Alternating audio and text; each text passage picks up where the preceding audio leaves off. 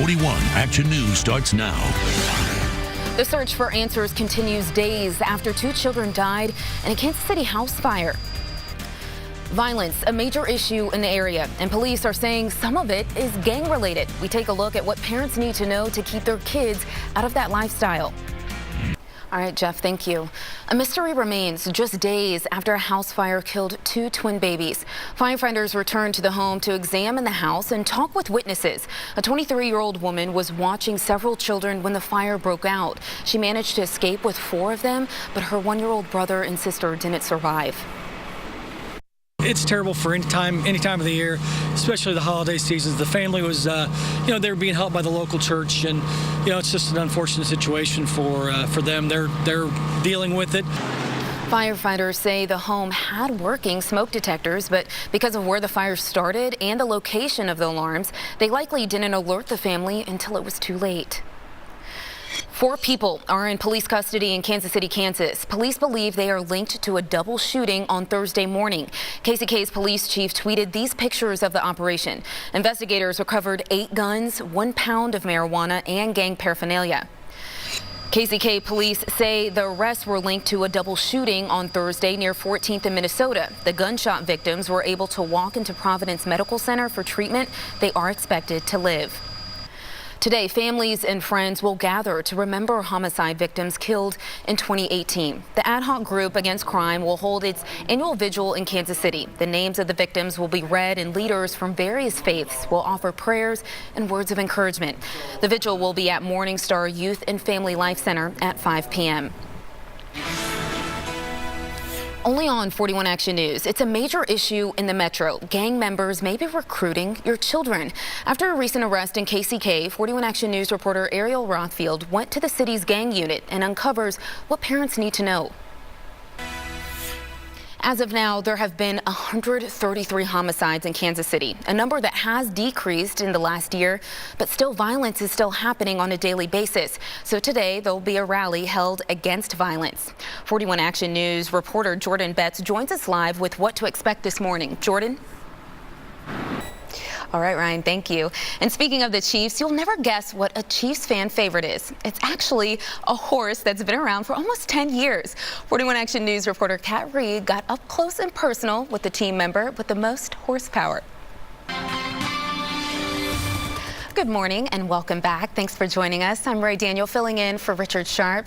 And Jeff, it's cold now. It's supposed to get cold tonight. Then it gets warm and then cold again. Pretty much, I know. Up and down we go, and at least the Chiefs game is timed for the best day out of the next 3 or 4 days. So at least that. Let's take a look outside right now.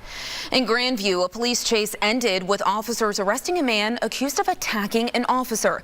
The chase started in Grandview and ended in Prairie Village near 75th and Mission.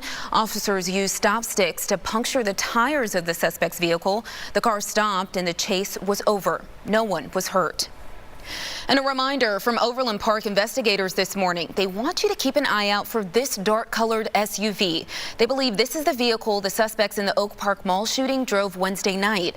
Officers said viewers helped them identify the 2 people of interest on Thursday, but they still need tips on this dark SUV crossover. No one was hurt in Wednesday's shooting. Dozens of federal workers are waking up this morning without a job. Amid the government shutdown, the Environmental Protection Agency will implement its shutdown plan, laying off roughly 14,000 workers until the government shutdown is over. The government shutdown continues as President Trump and Congress battle over money for the president's border wall. And in tweets yesterday, Trump promised to close the southern border entirely if Democrats didn't agree to fund the wall. That's going to cost a lot of money, and I don't think the taxpayers have anticipated that they deserve that. Lawmakers are expected to get a 24-hour notice before taking up a vote next week. A new Congress steps in on Thursday. And a father determined to see his daughter on Christmas went to great heights to do it. This is such a cool story. He booked 6 different flights between Christmas Eve and Christmas Day. His daughter is a Delta Airlines flight attendant and had to work.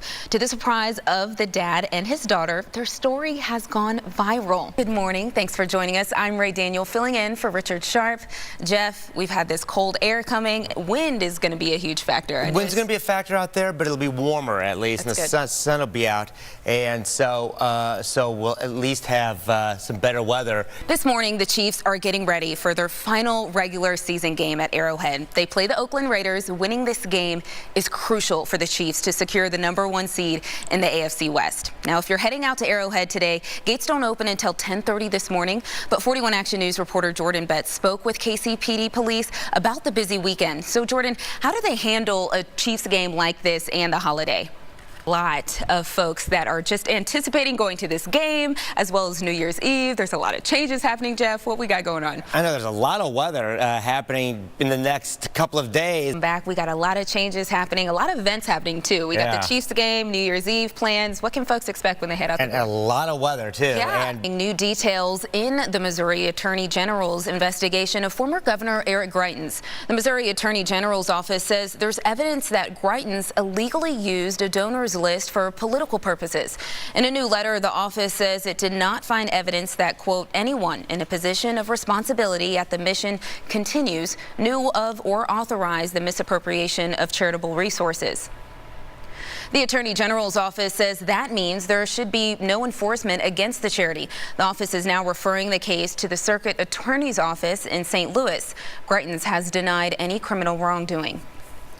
And former Missouri U.S. Senator Claire McCaskill is under fire this morning. New York Representative-elect Alexandria Ocasio-Cortez addressed McCaskill on Twitter yesterday, saying she's not sure why McCaskill called her a shiny object, but that she found it pretty disappointing. The tweet goes on to read that McCaskill promised she would 100% support Trump on his anti-immigrant rhetoric and lost. McCaskill called the incoming Congresswoman a bright, shiny new object in a recent CNN interview. McCaskill lost her bid for a third Senate term in November.